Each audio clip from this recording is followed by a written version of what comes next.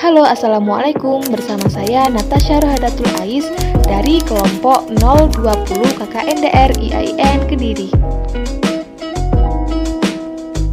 Etika batuk dan bersin untuk mencegah penyebaran virus corona.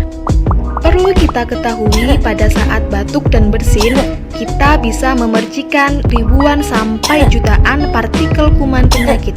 Oleh karena itu, penting bagi kita untuk menerapkan etika batuk dan bersin untuk mencegah penyebaran virus corona. Hei kamu, kalau lagi sakit batuk, alangkah baiknya untuk menggunakan masker supaya tidak menularkan ke orang lain. Kalau kamu tidak punya masker, pada saat batuk atau bersin, kamu bisa menggunakan tisu atau tutup menggunakan lengan bagian dalam. Nah, setelah itu, buang tisu atau masker bekasmu ke tempat sampah. Dan jangan lupa juga untuk cuci tangan menggunakan sabun di bawah air mengalir.